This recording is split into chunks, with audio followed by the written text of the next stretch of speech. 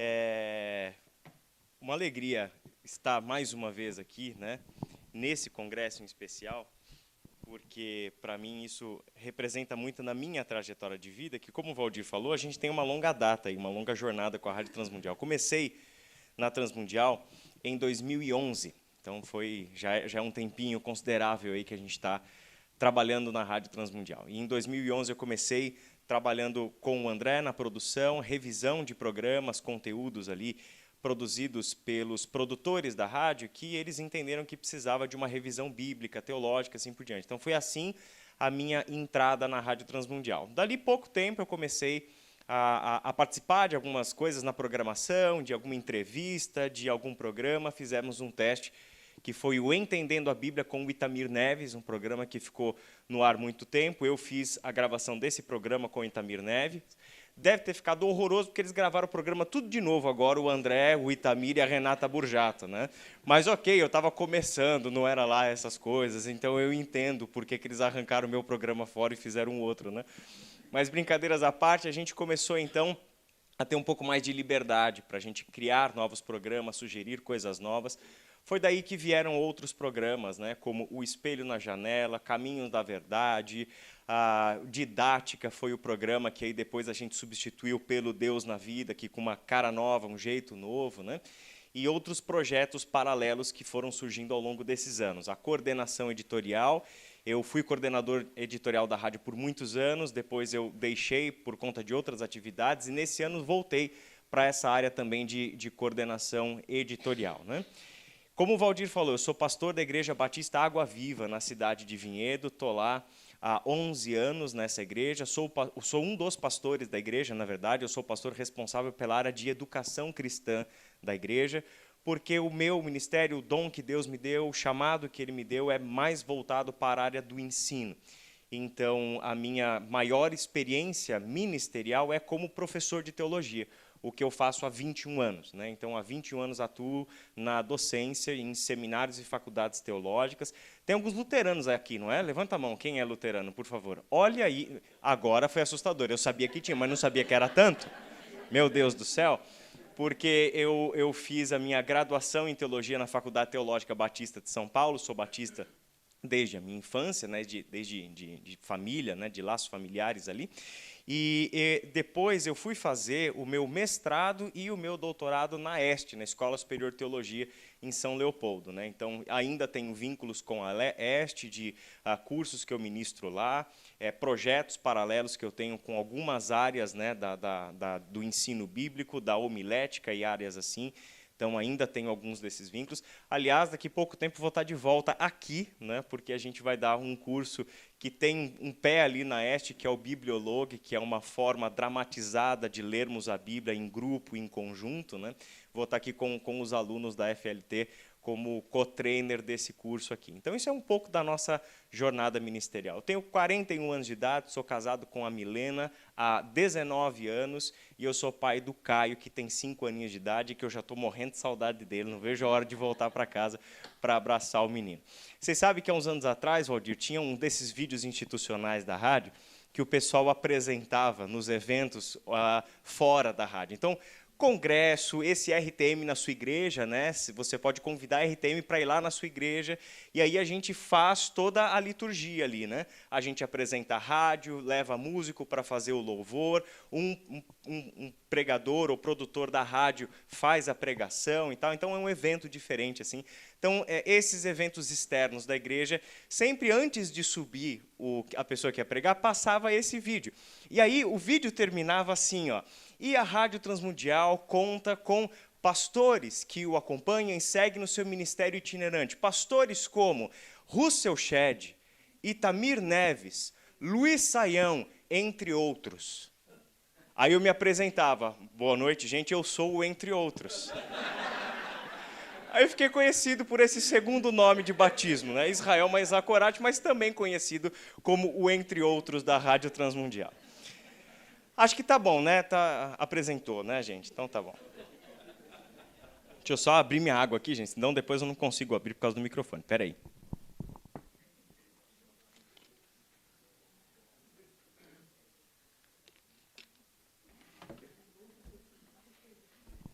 Entre outros. Você vê que às vezes o amor é assimétrico, né? Eu amo mais a rádio do que a rádio me ama, né? Mas essas coisas Deus ajuda a gente a superar com o tempo, gente. Não tem problema. Vavá, você sabia disso, Vavá? Pois é. Você já se sentiu assim? Olha, eu acho que um pouco assim. É que eu sou mais, faço muito estardalhaço. é. Eu dou um jeito de- E assim, Vavá é mais só Mazzacorati. É. Israel, Fica muita coisa, né? Rodrigues é mais simples. Eu, às vezes, acho que o Entre Outros era mais fácil do que o Mazzacorati. Vamos lá, gente. Vamos ao nosso de hoje, porque o Roger, para dar conta de Ezequiel, ele vai precisar de muito mais tempo, então vou ver se eu corro aqui para logo em seguida o Roger já começar e só parar amanhã à noite, né? Eu queria rapidamente fazer uma recapitulação com você sobre o que a gente viu ontem à tarde, comecinho do livro do profeta Abacuque. Eu não vou me delongar nessa parte, é apenas uma recapitulação, mas é aquela, às vezes, coisa necessária, né, para que a gente não engate a segunda marcha do carro sem pisar na embreagem, né? Então, vamos começar trazendo à memória o que a gente viu ontem. Uma primeira revisão geral aí do livro, né, são aquelas perguntas que o livro se propõe a responder, a fazer e a buscar a sua resposta.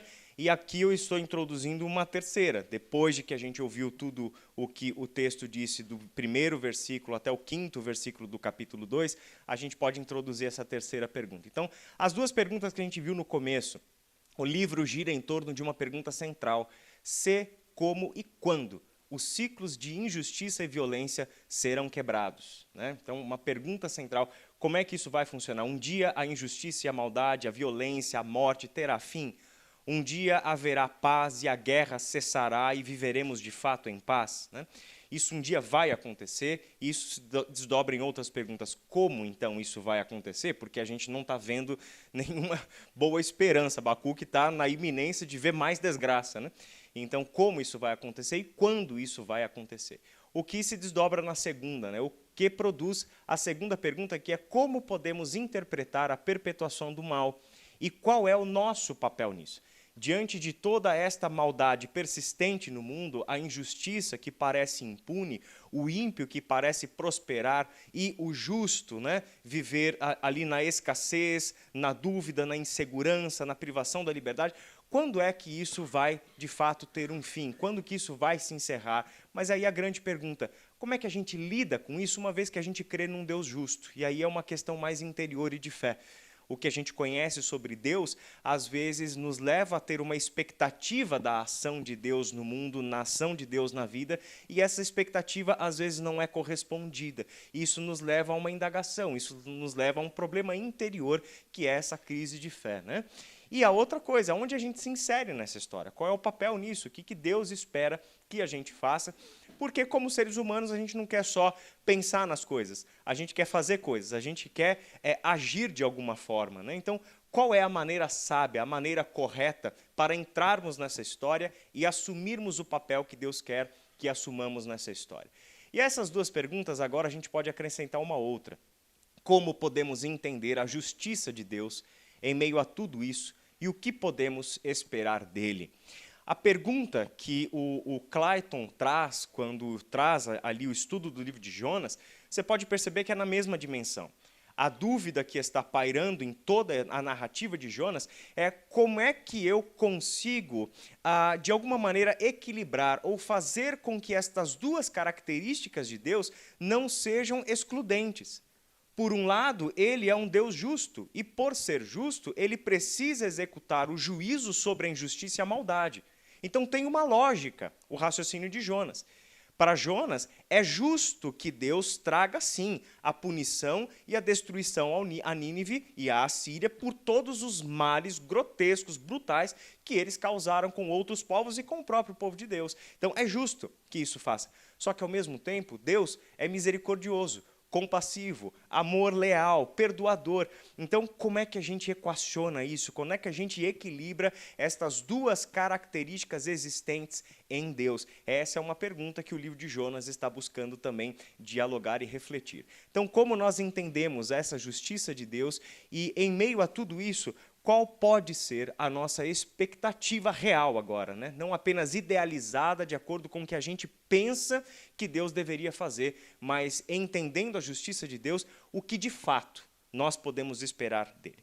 Isso nos conduz aí a essa divisão que a gente fez do texto, né? A primeira parte do livro acontece em torno desses diálogos que nós estamos vendo Abacuque travando com Deus. Um primeiro momento, Abacuque está trazendo o questionamento sobre a maldade, sobre a transgressão, sobre o enfraquecimento da lei no meio do próprio povo, que repetidamente quebra a lei do Senhor. E o que isso significa? Quebrar a lei do Senhor no Antigo Testamento é quebrar a aliança com o Senhor. É um povo que continuamente está falhando naquilo que lhe cabe, na sua responsabilidade de ter um contrato com Deus, de ter uma aliança com Deus. Então, até quando Abacuque clamaria ao Senhor por justiça, para que faça a sua obra de justiça, trazendo, então, a verdade, trazendo de volta para o povo, né, a estabilidade de uma nação que pertence a Deus, que constrói sua identidade em Deus, que vive em fidelidade a Deus, e esse problema crônico de uma nação que continuamente transgride, quebra a lei do Senhor. Isso leva Deus à sua primeira resposta, e a primeira resposta é o juízo. Eu vou trazer o juízo sobre vocês. E este juízo que eu trarei sobre vocês é levantar os caldeus, é levantar a Babilônia. Estou trazendo esta nação violenta, essa nação sanguinária, essa nação que é um verdadeiro carro de guerra, uma máquina de guerra que atropela e destrói tudo que está na frente deles. O que leva Abacuque para uma crise ainda maior. Como pode o Senhor justo, como pode os seus olhos puros, que não suportam a maldade, trazer sobre nós, como instrumentos do teu juízo, uma nação que é mais ímpia do que a gente? Então, para Abacuque, isso não faz sentido, a conta não fecha. Daí vem a última parte que a gente viu ontem, e a partir daqui a gente segue com o texto, que é a segunda resposta de Deus, ele preparando o Abacuque para agora escrever claramente a visão, dando para Abacuque algumas dicas importantes sobre o que está para vir agora, na parte que é todo o restante do capítulo 2 do texto. E o que ele está trazendo é o seguinte: Abacuque, escreva claramente esta visão, para que ela possa ser lida, para que ela não seja perdida, para que todos saibam o que está por vir. E é certo que o que está por vir virá, porque é isso que eu estou dizendo que hei de fazer. Aquilo que eu vou dizer para você é o que de fato vai se cumprir. Aqui Deus começa a responder a esta expectativa de justiça que Abacuque tem. Nada era do jeito que Abacuque imaginava que seria, mas certamente Deus haveria de trazer essa resposta. E eu gostaria de começar essa segunda e última parte do livro apenas resumindo esta longa a visão que agora Deus está dando para Abacuque, ou seja, a profecia que ele ordena que Abacuque escreva claramente. Isso pode ser dividido em basicamente 5 curtos oráculos, 5 curtas profecias que Deus faz descrevendo a justiça que ele estava para trazer sobre o povo. Então, essa justiça, ou melhor dizendo, este juízo que Deus traria sobre a Babilônia, que é esta nação que naquele momento de Abacuque seria usada por Deus para ser juízo contra o povo de Judá. Mas essa nação também, em um futuro próximo, seria alvo do juízo de Deus. Ou seja, Deus não está colocando para debaixo do tapete as sujeiras da Babilônia.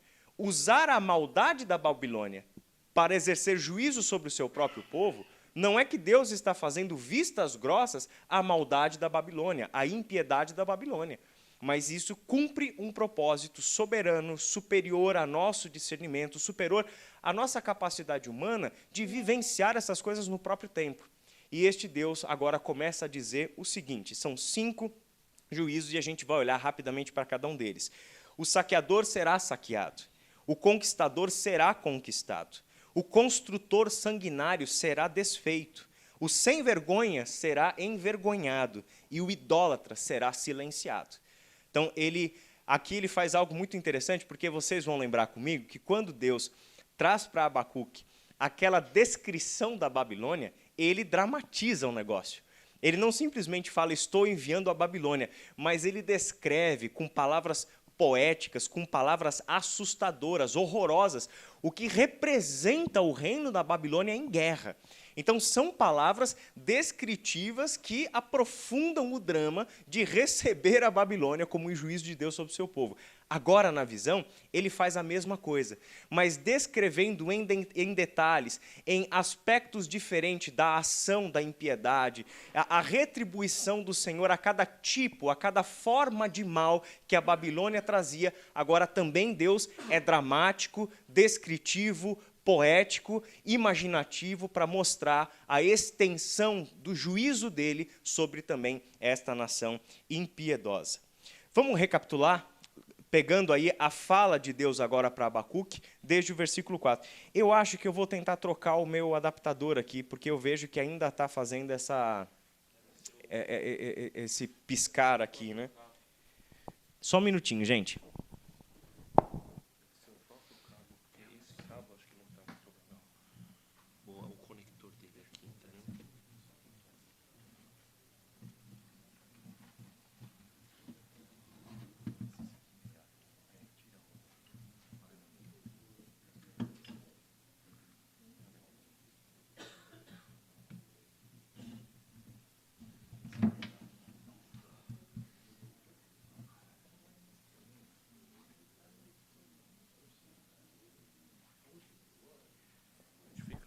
Vamos ver se melhora, tá, gente? Não prometo, mas é uma tentativa aqui para facilitar a nossa vida. Vamos ler o texto? Vamos começar do versículo 4, porque aqui é quando Deus, de fato, começa a ditar para Abacuque aquilo que ele deveria escrever. Escreva, o ímpio está envaidecido, seus desejos não são bons. Agora, lembra do seguinte, neste contexto, quando Deus fala do ímpio, ele não está falando apenas do ímpio no sentido genérico, qualquer pessoa que comete qualquer impiedade, mas ele está se referindo diretamente àquele ímpio temido que ele estava trazendo para ser instrumento do seu juízo sobre o povo. Então, o ímpio aqui, a partir de aqui, é precisamente a própria Babilônia, que aqui estava em um império em ascensão, mas preste atenção que essas palavras representam. Abacuque, você está vendo a ascensão de um império, mas eu já estou profetizando a ruína dele. É o império que está surgindo, é o império que está nascendo no apagar das luzes de um outro império. Mas eu estou dizendo para você escrever, eu estou decretando a ruína deste império. E a ruína deste império não é um acidente. A ruína desse império não é apenas que surgiu um mais poderoso, é porque eu vou derrubar. É porque eu vou trazer o juízo sobre ele. Então, ele dá, desde o início para Abacuque, para o povo que lerá a sua profecia, que ouvirá a sua profecia, e isso é tão belo porque essa profecia está ecoando até agora, em 2026. Né? Ele está deixando clara a sua soberania sobre todos os reinos, sobre todas as autoridades, sobre todos os reis e imperadores, sobre todos os poderes deste mundo. Ele está decretando para Abacuque, mais uma vez, o seu poder e autoridade soberanas sobre todas as coisas. O ímpio está envaidecido, seus desejos não são bons, mas o justo viverá por sua fidelidade. Aqui a gente mencionou, a antítese do ímpio é o justo que vive por sua fé, o justo que vive por sua fidelidade, o justo que vive em sua absoluta confiança no Deus eterno. De fato, a riqueza é ilusória e o ímpio é arrogante e não descansa. Ele é voraz como a sepultura e como a morte.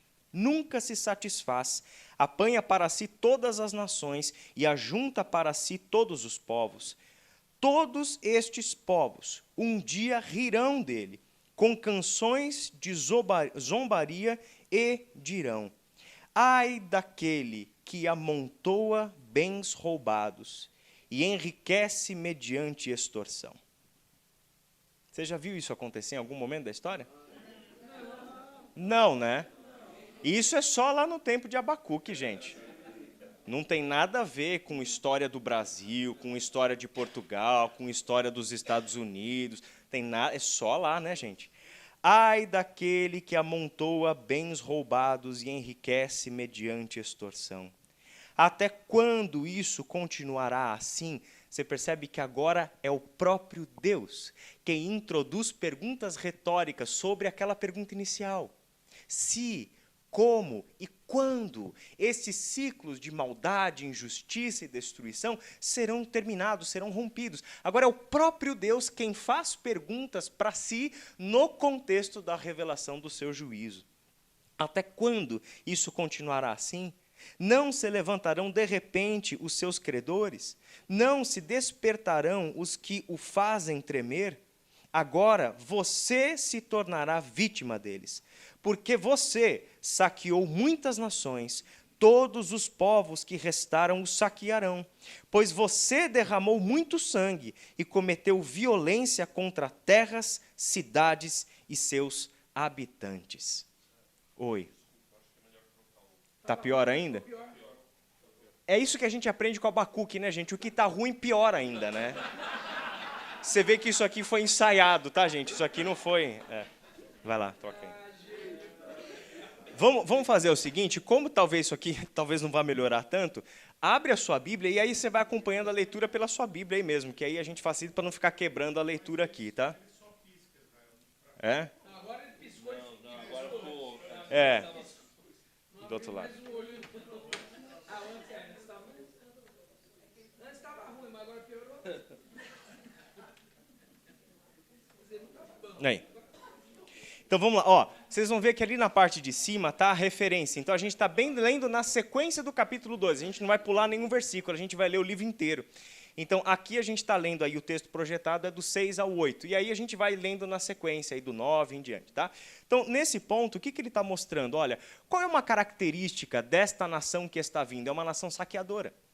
É uma nação que se apropria das terras. É uma nação que se apropria das casas, das propriedades, do gado e as coisas mais graves da guerra, né? É uma nação que faz das suas filhas suas prostitutas. É uma nação que pega os seus filhos e os escraviza. É uma nação que vai dominar e vai saquear a sua família, os seus bens, a sua propriedade e etc. Ou você vai morrer nas mãos dessa nação, nesta tomada de posse da guerra, ou você será exilado da sua terra, o que a gente vai ver acontecer desde o período de Jeremias e depois lá com Ezequiel. Então, esta ação ímpia, a impiedade aqui, é marcada com este roubo, com esta ação de saquear. Mas o que vai acontecer? Aquele que hoje está saqueando será saqueado. Olha que interessante o que Deus está construindo aqui para Abacuque e para nós. Vamos na sequência. Ele diz o seguinte, do verso 9 agora até o 11. Ai daquele que obtém lucros injustos para a sua casa, para pôr seu ninho no alto e escapar das garras do mal. Olha que interessante isso. Porque aqui a gente está olhando para a Babilônia, mas aqui a gente começa a ter alguns insights, né? Porque não é só o rei e o político corrupto, mas quantos homens que não têm cargos públicos, que não estão com os seus nomes nos partidos, que não estão dentro de nenhuma ideologia, praticam exatamente isto. Por meio de lucros injustos, por meio de sonegação de imposto, por meio de exploração de pessoas, por meio de vendas superfaturadas, por meio de contratos, né, e negociatas, ai daquele que obtém lucros injustos para a sua casa. E para quê? Para pôr o seu ninho no alto e escapar das garras do mal. Você tramou a ruína de muitos povos, envergonhando a sua própria casa e pecando contra a sua própria vida. Pois as pedras clamarão da parede e as vigas responderão do madeiramento contra você. Olha que interessante essa imagem. É a pessoa que, por meio dos lucros injustos, edificou a sua casa no alto e se entendeu agora segura e acima, livre do mal. Mas esta casa, suas pedras, suas vigas, suas madeiras, suas colunas, elas são construídas pela injustiça. E o que Deus está dizendo? Eu farei a casa colapsar e ela vai ser derrubada sobre você mesmo. Aqui a gente tem um insight interessante do agir de Deus na história. Deus não precisa provocar o mal, porque o mal já foi provocado pela ação impiedosa dos homens. O que é que Deus faz? Ele tira sua proteção. E quando tira sua proteção, o que acontece? É o colapso, é a ruína do próprio mal com que você construiu a sua casa que cai sobre você. Olha que interessante. Então, Abacuque, não preciso eu ir lá fazer alguma coisa agora, porque é uma questão de tempo. Até que o mal vá colapsar sobre o próprio mal. Até que a injustiça fará com que o injusto sofra as consequências da sua própria injustiça. O texto segue dizendo: ai daquele que edifica uma cidade com sangue e a estabelece com crime. Olha a história das guerras que você encontra na Bíblia e na história da humanidade. Ai daquele que edifica uma cidade com sangue e a estabelece com crime. Acaso não vem do Senhor dos exércitos que o trabalho dos povos seja só para satisfazer o fogo e que as nações se afadiguem em vão? Mas a terra se encherá do conhecimento da glória do Senhor, como as águas enchem o mar. E eu vou voltar nesse ponto um pouquinho mais para frente. Aqui ele mostra a construção de sangue, a edificação da cidade por meio da violência, por meio da maldade. Eu não vou ter tanto tempo de entrar, mas eu não consigo. Gente, é como se fosse um comichão, assim, que dá vontade de falar de outras coisas além do assunto. Você sabe como que é, né, Roger? Vavá também, eu sei que você fala bastante entre as músicas, e na verdade você se segura muito para não falar mais, não é verdade? Não é verdade? Não é isso? Eu sei como é isso, Vavá, eu te entendo. A gente tem a história da construção, da edificação da primeira cidade, de acordo com a narrativa de Gênesis. E esta é uma cidade muito mais importante do que uma cidade que hoje seria um sítio arqueológico. Ela é uma cidade simbólica. Simbólica em que sentido? A edificação da cidade, da primeira cidade, ela diz respeito ao tipo de edificação que os homens, e somente o tipo de edificação que os homens serão capazes de criar ao longo da sua jornada longe de Deus. É Caim que é tirado para mais a leste do Éden ainda, depois de ter feito o quê? Derramado o sangue do seu irmão. E ele é sentenciado por Deus a ser um errante pela terra. E o sentenciado por Deus para ser um errante pela terra, funda uma cidade. E não será errante pela terra, mas ele funda uma cidade. Esta é a cidade fundada pelas mãos ensanguentadas de um assassino. E essa é a cidade típica dos homens. Aí depois você vai ver na sequência do texto, e você vai ver o tipo de pessoa que está naquela cidade. Você vai ver ali Tubal-Caim, você vai ver Lameque. E aí você vai ver, você chega ao ponto grotesco de um homem fazer poesia para suas esposas, Ada e Zilá, por causa da violência com que ele tratou um menino e um homem. Eu matei um porque me machucou e matei o outro porque me feriu. E o desdém da proteção de Deus sobre Caim. Se Caim será vingado 7 vezes se alguém o matar, Lameque o será 70 vezes 7. Ou 77. Olha que interessante. Daí um dia, Pedro chega para Jesus e pergunta: mestre, quantas vezes devo perdoar o meu irmão? 7 vezes? E o Pedro convicto que está fazendo uma baita de uma conta, né? Ou seja, na cabeça do aluno Pedro, né, seminarista Pedro, de 18 anos de idade, né, chegando para o professor de teologia ali, né, e falando, quantas vezes eu devo perdoar? Mas, na verdade, ele não está querendo perguntar, ele está querendo se afirmar. Ele está querendo dizer para Jesus, olha como eu sou perdoador. Entende? Eu devo perdoar 7 vezes, aí Jesus fala, não, Pedro, 70 vezes 7. É uma referência numérica, simbólica, a espiral da violência que Caim, com a sua cidade, e os seus descendentes, como Lameque, perpetuam. Qual é a espiral da violência? É se alguém me fez o mal, a minha retribuição é desmedida, é acima, é ainda maior. Ele me feriu, eu fui lá e matei. Aí o que Jesus chega e ensina para os seus discípulos? Você não vai perdoar 7 vezes, você vai perdoar 70 vezes 7. E não é para fazer a conta. É para você entender o seguinte, o reino de Deus chegou. a promessa de Deus se cumpriu. O Espírito do Senhor está sendo derramado sobre toda a carne. O governo justo de Deus está sendo inaugurado na terra. E sabe o que isso significa? A espiral da violência acaba aqui. Daqui para frente, o que nós estendemos? Perdão. Perdão. Perdão. E é esta mensagem que Jesus comunica ao ser pregado na cruz do Calvário por nós. Ímpios pelos quais ele entregava a sua vida, para que o pecado nosso fosse nele condenado e a morte fosse definitivamente destruída. Olha como Deus está atuando na história. O texto segue mostrando o seguinte: ai daquele que dá bebida ao seu próximo, misturando-a com o seu furor, até que ele fique bêbado, para lhe contemplar a nudez. Beba bastante vergonha, em vez de glória. Sim, beba você também e exponha-se.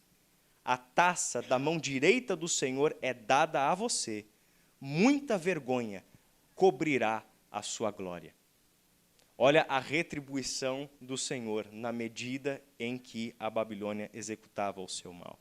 O texto segue: a violência que você cometeu contra o Líbano o alcançará, e você ficará apavorado com a matança que você fez de animais, pois você derramou muito sangue e cometeu violência contra terras, cidades e os seus habitantes.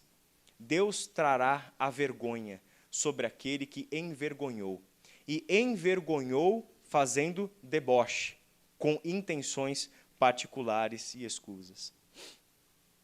O idólatra, por fim, será silenciado. De que vale uma imagem feita por um escultor, ou um ídolo de metal que ensina mentiras? Pois aquele que o faz confia em sua própria criação. Esse é o problema da idolatria, que nesse contexto ele é bem representado pela criação de uma imagem de um escultor, né? Mas lembra do que Deus diz lá no começo das conversas com Abacuque, que tem por Deus a sua própria força. Nem sempre o ídolo é uma imagem de madeira ou pedra, mas o ídolo pode estar na vida de alguém naquilo que lhe garante segurança, naquilo que lhe garante poder, naquilo que lhe garante prazer, naquilo que lhe garante sentimento de ser amado. O ídolo é muito mais na Bíblia do que apenas a escultura. E o próprio texto de Abacuque aponta isso para nós ao dizer que o arrogante é aquele que tem pela sua própria força o seu Deus, né? Sua própria força não é um ídolo de madeira ou de pedra, mas é aquilo que ele se sente capaz de fazer e realizar pela sua própria maldade. De que vale uma imagem feita por um escultor ou um ídolo de metal que ensina mentiras? Pois aquele que o faz confia em sua própria criação. Afinal, não tem como ser diferente, né? O que é o ídolo? Ele é apenas uma expressão de um criador. O ídolo não é um Deus de verdade. O ídolo, mesmo feito de madeira, de pedra ou de ferro, é apenas algo criado por alguém com as intenções de alguém. Então, quem que está por trás do ídolo? É o próprio ser humano. É a própria vontade humana, é o próprio desejo de poder do humano, fazendo ídolos incapazes de falar. Ai daquele que diz à madeira, desperte, ou à pedra sem vida, acorde, pois poderá o ídolo dar orientação? Está coberto de ouro e prata, mas não respira. E olha como termina esse texto. O Senhor, porém, está em seu santo templo. Diante dele, fique em silêncio toda a terra. Saiba que existe um Deus, existe um Senhor que está no seu lugar de governo, no seu lugar de autoridade. E diante dele, a terra silencia. Diante dele se emudecem os ídolos e os criadores dos seus ídolos, que ousam dizer aos seus ídolos: falem, nos ensinem, nos dirijam, e assim por diante. Isso tudo traz para nós, e eu falei que eu ia voltar nesse verso 14, porque ele é tremendamente importante, não apenas para entendermos o livro do profeta Abacuque, mas para entendermos a esperança que o livro do profeta Abacuque abre, não apenas para o seu tempo, mas para toda a história de Deus nas Escrituras, o que a gente chama de história da salvação. Meu irmão e minha irmã, qual é a esperança do justo? Qual é a esperança do justo? Esse versículo. esta parte ditada por Deus a Abacuque para que fosse escrita e claramente vista por todos, porque se cumpriria. Aqui está o coração da esperança do povo de Deus. É a terra se enchendo do conhecimento da glória do Senhor, como as águas enchem o mar. Qual é a esperança do justo? Não é a terra destruída. Qual é a esperança do justo? Não é a violência acabando com a violência. Qual é a esperança do justo? Não é aniquilação. A esperança do justo é a terra, porque a terra é criada por Deus, porque a terra é propriedade de Deus, porque o ser humano pertence a Deus, porque a vida vem de Deus e é sustentada por Deus, porque cada elemento desta criação maravilhosa pertencem a Deus, pertence a Deus. Do aspecto mais simples ao mais complexo, do menor ao mais extenso, absolutamente tudo pertence a Deus. E Deus não tem o interesse de destruir a sua boa criação. Ele tem interesse em cobrir a sua criação com o conhecimento da glória dele, da mesma forma como a água cobre os mares. Essa é a esperança que nós vemos trazer à realidade em Cristo Jesus. Essa é a esperança que Jesus vem trazer para este mundo. Eu estou fazendo novas todas as coisas. Aquele que está em Cristo é nova criação. É o reino de Deus chegando e sendo anunciado, e o Espírito Santo de Deus sendo derramado sobre toda a carne, sem distinção e sem medidas. É o reino de Deus se espalhando por toda a terra, porque agora não é apenas o povo remanescente que foi alvo do ato salvífico de Deus e da presença do Espírito, mas aqui nós vemos Deus chamando de toda tribo, de toda língua, de toda nação, de toda cultura, de cada espaço geográfico do globo, um novo povo que lhe pertence. E por meio deste povo cheio do seu Espírito, cheio do conhecimento da sua glória, é que Deus está cobrindo toda a terra com o conhecimento da glória dele.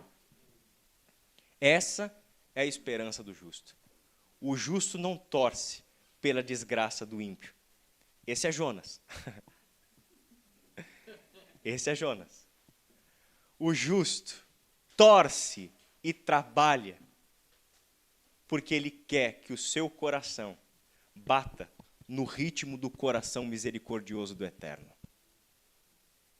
O justo ora, o justo trabalha, o justo se empenha para que ímpios sejam salvos, para que ímpios se arrependam, para que ímpios sejam cheios do conhecimento da glória do Eterno. Ali estão, de fato, alinhados com Deus, os justos que Ele deseja. Agora, chegando no capítulo 3, a gente chega naquilo que a gente poderia chamar de a oração de Abacuque, a memória do Deus libertador e a decisão do profeta de viver pela fé. Aqui nós vemos, no capítulo 3 e capítulo final, como a gente até conversou um pouquinho ontem no programa de rádio à noite, Abacuque escrevendo um salmo agora. Agora você viu que a resposta de Deus ocupou ali praticamente todo o capítulo 2, e agora o capítulo 3 é a reação de Abacuque a tudo aquilo que ele acabou de ouvir do Senhor neste capítulo que a gente leu.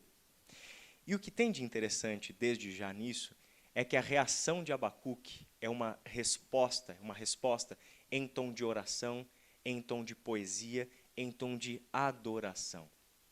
Quando de fato nossos olhos veem o Senhor, quando de fato nós contemplamos quem Ele é, a sua justiça e a sua misericórdia, quando de fato contemplamos o Senhor, o que acontece com a gente? A gente migra do reclamão para o adorador. Do questionador para aquele que agora vê com os olhos e adora, e irrompe em louvor e em adoração. Talvez a nossa vida, de vez em quando, oscile entre esses dois polos. Talvez chegue o momento onde a gente vai ter que chegar para Deus e levar para Deus o nosso lamento, levar para Deus a nossa crise, levar para Deus, porque a gente aprendeu isso com Abacuque, né? É para levar para Deus, não para a rede social, né? É para levar para Deus, não para o grupo do WhatsApp, né? Então, a gente vai ter que levar para Deus, sim, a nossa indignação, a nossa dor, as nossas incoerências, ou aquilo que a gente não consegue entender sobre a realidade. Leva para Deus. Contemple Deus. E como é que você sai desse encontro com Deus? Um adorador. Alguém que o reconhece, alguém que de fato o vê.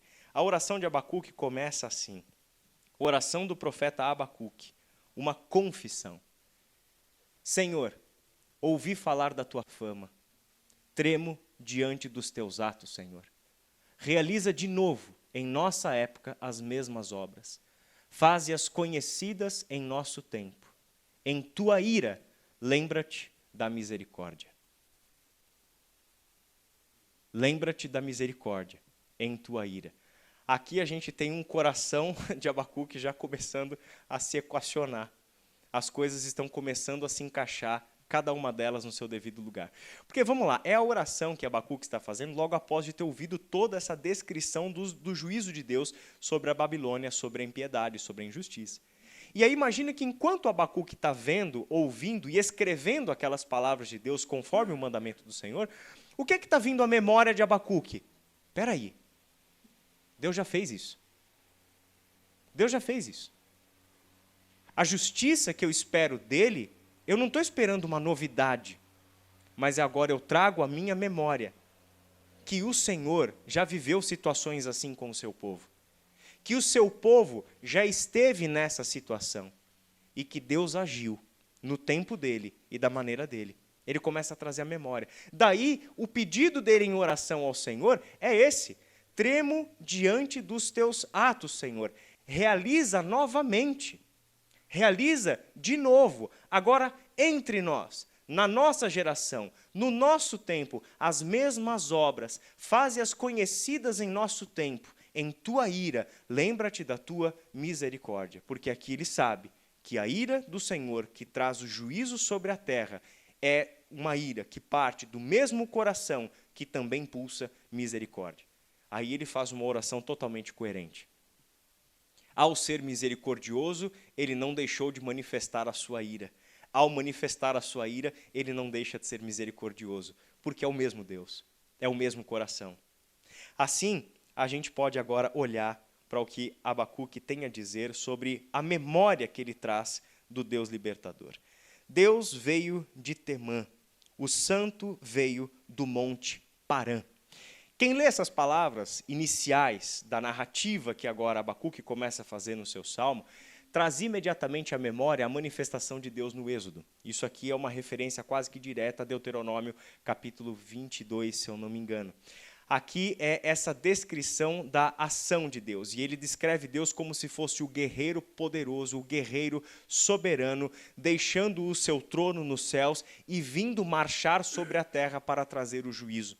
Então, ele descreve essa ação. Deus veio de Temã, o santo veio do monte Parã, sua glória cobriu os céus e seu louvor encheu a terra. Seu esplendor era como a luz do sol, raios lampejavam de sua mão, onde se escondia o seu poder. Pragas iam adiante dele, doenças terríveis seguiam os seus passos. Está lembrando do Êxodo? Está lembrando do Êxodo? Qual é o exercício de Abacuque? Preste atenção. Não é olhar mais a expectativa de futuro, mas é relembrar o que Deus já fez no passado. O passado é a nossa referência, que revela quem é Deus e como Ele age. É o passado que nos garante a certeza de que o Deus com quem lidamos é Deus fiel, é Deus justo, é Deus misericordioso e é Deus libertador, que vê a aflição do oprimido, que ouve o clamor do injustiçado e que no devido tempo desce e intervém para libertar e punir o opressor. Essa é a certeza. E é isso que Abacuque está trazendo à memória. Ele segue. Ele parou e a terra tremeu. Olhou e fez estremecer as nações. Montes antigos se desmancharam. Colinas antiquíssimas se desfizeram. Os caminhos dele são eternos. Vi a aflição das tendas de Cuxã, tremiam as cortinas das tendas de Midian. Era como os rios que estava irado, Senhor? Era contra os riachos o teu furor? Foi contra o mar que a tua fúria transbordou quando cavalgaste com os teus cavalos e com teus carros vitoriosos? Preparaste o teu arco, pediste muitas flechas. Fendeste a terra com rios, os montes te viram e se contorceram. Torrentes de água desceram com violência, o abismo estrondou, erguendo as suas ondas. A descrição é simplesmente sensacional, porque ela mostra não apenas os homens tremendo diante de Deus, os exércitos tremendo diante de Deus, mas ela mostra todos os elementos da criação respondendo a um agir de Deus. É esse tipo de poder, é esse tipo de soberania que é inigualável. Aqui ele está diante de um rei que não é um rei humano, cuja força são os seus cavalos, seus carros e os seus exércitos, suas espadas, seus escudos e suas lanças. Mas ele está diante da consciência de um guerreiro divino. E esse guerreiro divino tem a seu dispor o mar, o vento, a terra, os montes, as feras, absolutamente tudo. É isso que ele tem ao seu dispor. Esta é a memória da grandiosidade de Deus. Quando Abacuque olha para o seu povo, ele vê a transgressão. Quando ele olha para a Babilônia, que vai vir com juízo sobre o seu povo, ele vê a crueldade, a maldade, a arte da guerra que eles viam. Só que agora, o que o Senhor está fazendo com que Abacuque contemple? Não mais aquilo que na terra e entre os homens é para você uma fonte de medo, uma fonte de insegurança, mas volte os teus olhos para o teu Deus. Olhe para o teu Deus. Não se deixe acanhar, não se deixe desesperar, não se deixe amedrontar pela extensão da maldade dos homens. Mas você vai continuar se amedrontando diante dos homens porque você continua olhando para a maldade dos homens. Para onde Deus volta os olhos dos justos? Olhe para Deus. Olhe para o teu Deus. Ao invés de você alimentar a sua mente com a maldade dos homens, ao invés de você ser mais um elo da corrente que propaga a maldade dos homens, quebre este ciclo e olhe para o teu Deus. E olhe para o teu Deus. Se a gente pudesse colocar essas palavras de forma tremendamente práticas no nosso mundo de hoje, em 2026, seria: sai da rede social e vai para a Bíblia. Pare de ler a internet. Pare de ouvir aqueles que estão dando um megafone para a maldade dos homens, para as interpretações das coisas, porque a sua cabeça preocupada com isso não vai mudar uma vírgula nessa guerra. Ou você realmente acha que um compartilhar de uma história, o curtir de uma coisa, o divulgar alguma coisa, vai mudar alguma coisa do que está acontecendo no Oriente Médio, na Venezuela, na Groenlândia? Vai mudar alguma coisa? Não, não vai mudar. Mas pode ter certeza de uma coisa: isso não é inofensivo para a sua vida emocional. Isso não é inofensivo para a sua vida espiritual. É você, no seu emocional, é você, no seu espiritual, é você, nas suas relações, que está sofrendo todas as consequências de uma decisão. A decisão de não olhar para Deus, mas de continuar olhando e alimentando a cabeça com a maldade dos homens. Aqui Abacuque olha e volta os nossos olhos para o lugar certo. Contemple quem é o Senhor. Traga à sua memória quem é o Senhor. Traga à sua memória quem de fato é Deus. E é para lá que a gente ora quando a gente quer de fato entender o que Deus está fazendo. E aí a sua poesia termina assim: o sol e a lua pararam em suas moradas, diante do reflexo de tuas flechas voadoras, diante do lampejo de tua lança reluzente. Com ira andaste a passos largos por toda a terra, e com indignação pisoteaste as nações. Saíste para salvar teu povo, para libertar o teu ungido. Esmagaste o líder da nação ímpia. Tu o desnudaste da cabeça aos pés, como ele havia prometido. E ele trouxe a vergonha. Com as suas próprias flechas lhe atravessaste a cabeça, quando os seus guerreiros saíram como um furacão para nos espalhar com maldoso prazer, como se estivessem prestes a devorar o necessitado em seu esconderijo. Pisaste o mar com teus cavalos, agitando as grandes águas. Essa descrição, que é uma memória misturada com a profecia, ou seja, ele está lembrando do passado e ele está trazendo o mesmo Deus que agiu para libertar Israel do Egito, para trazer a atuação desse Deus ao libertar Israel no futuro dessa nação impiedosa que é a Babilônia. Ao fazer esse misto de memória com profecia, memória com expectativa e esperança, Abacuque está trazendo algo para nós que é tremendamente significativo quando a gente olha para a história como um todo. Cadê o império do Egito? Cadê o império assírio? Cadê o império da Babilônia? Cadê o império dos medo-persas? Cadê o império romano? Viraram areia, viraram poeira, foram pisoteados. Porque as cidades de sangue não permanecem na história de Deus. Porque os reinos dos homens não permanecem na cidade de Deus. E por isso que o arco narrativo da Bíblia termina com uma mensagem muito bonita. A cidade santa não é construída por nós, ela desce do céu.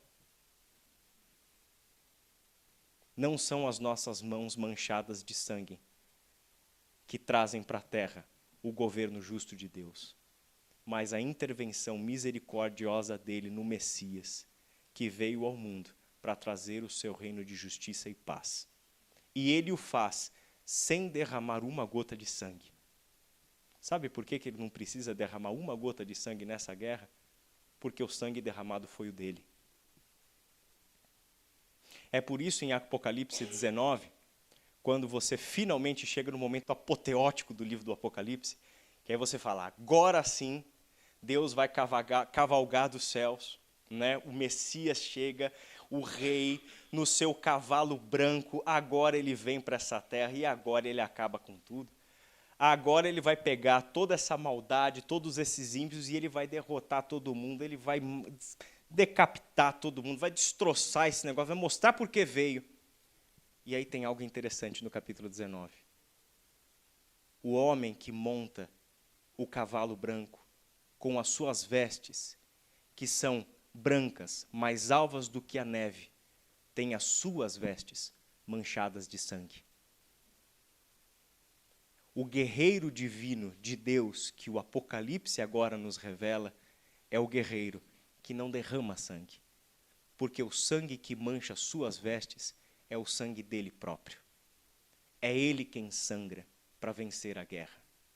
É o seu sacrifício que dá fim a toda a guerra. É o seu sacrifício que faz dele ser, no Apocalipse, tanto o Cordeiro de Deus quanto o leão. Essa é uma imagem linda. Porque quando João... É mais uma coisa que eu não consigo me segurar, rapaz. É difícil. Eu prometo que eu vou acabar, Valdir. Desculpa, tá? Mas eu vou acabar. Eu estourei um pouquinho, mas vou acabar, tá? Relaxa, tá? 1h30, ai que beleza. Mas já estou terminando mesmo. Quando João tem a visão, lá em Apocalipse, capítulo 5, ele está diante da descrição do leão. Então, o leão da tribo de Judá é anunciado para ele. O leão da tribo de Judá, aquele que venceu. Qual é a imagem do leão? É a imagem do ser feroz, daquele que devora, não é? É aquele que ninguém ousa ficar no caminho dele, porque ele é o leão feroz. Quando ele se volta, a descrição é a do leão, mas quando ele se volta, o que ele vê? Um cordeiro. Quem é o leão? O leão é o cordeiro que esteve morto e agora vive. Essa é a esperança do justo. A esperança de um justo, que Deus findará toda a guerra, que Deus acabará com toda a morte, que Deus trará à terra verdadeiras justiça e paz, mas Ele o fará, porque a guerra já foi vencida no sacrifício do seu Filho na cruz do Calvário. Amém. O texto termina com estas palavras, e certamente o texto mais famoso do livro de Abacuque. Ouvi isso, e o meu íntimo estremeceu, meus lábios tremeram, os meus ossos desfaleceram, minhas pernas vacilaram. Interessante porque ele começa falando, ouvi isso, e meu íntimo estremeceu. O ouvir isso diz respeito a toda a profecia que o Senhor ditou para ele teve que escrever claramente para que todos lessem. Mas tem mais uma coisa que Abacuque ouviu, não teve?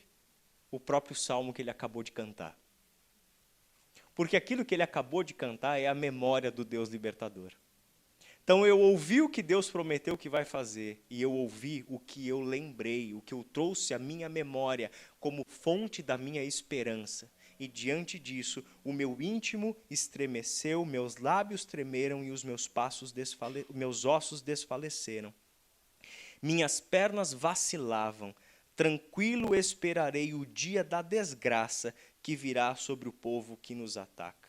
E aí, mesmo não florescendo a figueira, e não havendo uvas nas videiras, mesmo falhando a safra de azeitonas e não havendo produção de alimento nas lavouras, nem ovelhas no curral, nem bois nos estábulos, ainda assim eu exultarei no Senhor e me alegrarei no Deus da minha salvação.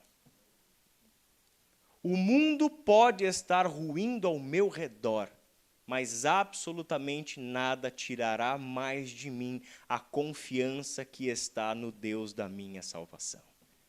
Nada poderá tirar de mim o louvor de lábios que reconhecem quem é o Senhor soberano de toda a história. O Senhor, o soberano, é a minha força. Ele faz os meus pés como os do cervo, faz-me andar em lugares altos, para o mestre de música, para os meus instrumentos de corda.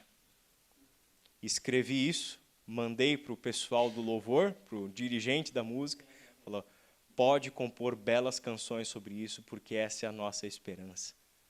Porque é aqui que está o nosso coração. Um livro que começa com um profeta totalmente conturbado.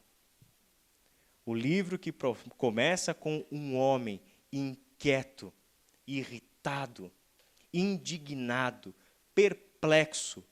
E olha só, lembra disso, não é com o povo somente, ele está com Deus. O problema dele não é só a maldade dos homens. O problema maior do profeta no começo do livro é com Deus. Porque Deus está lá sem fazer nada. Esse é o problema do começo de Abacuque. E como é que o livro termina? Com essa maravilhosa declaração de fé. O que a gente aprende com esse final? Primeiro, aprendemos que é a Deus que nós levamos as nossas questões.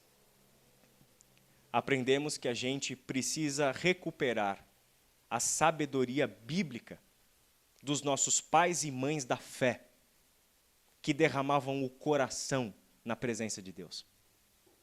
Que se ajoelhavam, lamentavam, reclamavam, xingavam, esbravejavam no lugar certo. E o lugar certo é o trono da graça do nosso Deus. Esse é o lugar certo. A gente aprende isso. A gente aprende a manter ativa a memória de quem é o Senhor. A trazer o tempo todo à nossa mente, à nossa memória, a palavra de Deus, seu caráter e o seu agir na história, como Abacuque fez e que inspira o seu salmo. Nós aprendemos a confiar na vontade soberana de Deus. E não na expectativa de que as coisas aconteçam segundo a nossa vontade. Porque pela vontade de Abacuque, o que deveria ter acontecido? Graças a Deus que não acontece segundo a nossa vontade. mas segundo a vontade de Deus. E aqui, olha só como isso é importante para nós. A gente lembra de Jesus dizendo para o Pai, Pai, a minha vontade é essa, só que eu quero que seja feita a tua. Se Jesus fez oração assim, imagina a gente. Imagina a gente. É confiar na vontade soberana de Deus. Só que aí é que está o ponto. Por que é que Jesus pode chegar no momento mais terrível da sua trajetória e orar isso para o Pai? Porque ele confia no Pai. E quando a gente fica orando para Deus, obrigando Deus, na expectativa de que Ele faça a nossa vontade, é porque você confia em você e não nele. Por isso que a gente quer impor para Deus a nossa vontade. Por isso que a gente quer impor para Deus o nosso senso pervertido de justiça. Por isso que a gente quer fazer o que Jonas fez. É a minha vontade, não a de Deus. Eu quero que Nínive seja destruída, portanto eu não vou pregar lá não. Vai que os caras se arrependem. Nós aprendemos que a fé no Senhor está no Senhor e não nas circunstâncias, segundo a nossa vontade. Todos nós gostaríamos de termos as ovelhas no curral, os bois nos estábulos, as pitaias nas nossas árvores. Adoraríamos que isso estivesse o tempo todo funcionando tudo bem como engrenagens perfeitas para a nossa estabilidade e paz. Mas você sabe e eu sei que a vida não é assim. A nossa fé não está sujeita às intempéries da vida. A nossa fé está firmada no Senhor. A nossa fé está firmada no Senhor. Mesmo que as circunstâncias e mesmo que as nossas expectativas não se concretizem. E eu gostaria de terminar com uma breve memória que, no momento, assim, desde a pandemia, isso foi tremendamente significativo na minha jornada de fé, que é o testemunho de um pastor. Somos professores da mesma escola teológica, o Servo de Cristo, e no período ali da pandemia, foi mais ou menos o início de 2021, se não me falha a minha memória, o pastor Ricardo Barbosa, lá de Brasília, ele estava vivendo uma situação familiar muito complicada. E eu posso falar isso aqui abertamente, porque esse culto fúnebre que ele realizou para o seu filho foi feito na internet por causa do lockdown. Então isso está público, né? E naquela situação, o filho dele, Ricardo, tinha a minha idade. E ele tinha um câncer de pulmão, e aí você imagina uma pessoa em tratamento de câncer de pulmão no meio de uma pandemia. Acredito que muitos de vocês têm histórias trágicas assim na família, né? Seu pai. E aí, nessa história toda, ele precisou da cirurgia, ele foi para a cirurgia, então, e aí, diariamente, ele alimentando ali com as informações sobre o que estava acontecendo com o Ricardo, sua esposa, 2 filhinhos pequenos, uma configuração familiar muito semelhante à minha. E ali ele conta, num determinado dia, foi para a cirurgia, aconteceu isso e tudo mais, e num determinado dia ele chega e escreve, o Ricardo não está mais entre nós, ele faleceu por uma complicação da sua cirurgia de retirada de um tumor no pulmão. E aí foi, obviamente, uma notícia tremendamente triste. E aí, no dia seguinte, ou no mesmo dia, o Ricardo colocou lá para nós, no grupo de professores do seminário, a oração que ele escreveu, que seria a oração que ele faria no culto fúnebre do seu filho no dia seguinte. E aí, entre muitas coisas que ele escreveu, não vou ler a oração dele toda, mas essa é a mensagem que mais me marcou e que eu acho que tem tudo a ver com o que a gente está aprendendo aqui com Abacuque. É ele dizendo o seguinte: hoje se encerram as nossas orações pela cura do Ricardo. E hoje se iniciam as nossas orações pelo consolo do Espírito. Enquanto há fôlego de vida, a gente vai orar pela cura. Porque a gente ora na confiança no Deus da vida. Mas quem anda com Deus, o justo que vive pela fé, sabe que certas coisas nos escapam. Por que isso aconteceu? Porque um pai, deixando uma esposa e 2 filhos pequenos, com tanta gente ruim desse mundo para morrer, por que ele? Essas perguntas vão fazer parte da nossa jornada de fé e elas não serão respondidas agora. Então, o que é o justo que vive pela fé? Eu faço aquilo que me cabe, de acordo com a minha fé que está no Senhor. Enquanto havia fôlego de vida nele, a minha oração é pela cura. Mas agora, a minha oração é para o consolo do Espírito.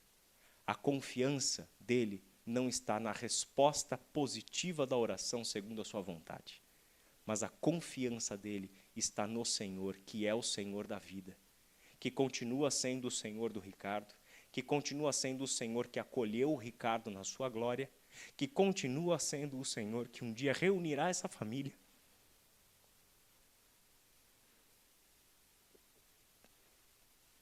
Que continua sendo o Senhor, que é o Deus de toda consolação e que segue consolando aqueles que permanecem com seus corações apertados e doídos por causa das muitas incoerências que a vida e este mundo traz. Mas ele ora na confiança no Senhor de que há um Deus justo, de que há um Deus santo, de que há um Deus soberano e que um dia a sua justiça e a sua paz prevalecerão sobre a terra. Que um dia será enxugado dos nossos olhos toda lágrima. E todas as coisas que agora, no curso do tempo, para nós não fazem nenhum sentido, aí veremos de fato. É aquilo que Lutero falou sobre as 3 luzes. O Senhor nos revela a sua vontade pela luz da criação. A gente enxerga muita coisa de Deus pela criação. A gente enxerga muita coisa de Deus por meio da luz do Senhor que brilha no rosto resplandecente do seu Filho. Mas ainda tem uma terceira luz para brilhar, que é a luz da glória. Existe uma luz que, quando essa luz for acesa, todas as coisas serão vistas e veremos Ele como Ele realmente é. É ali que está a nossa esperança e é ali que reside o coração e a oração dos justos que vivem pela fé. Que Deus nos abençoe. Amém.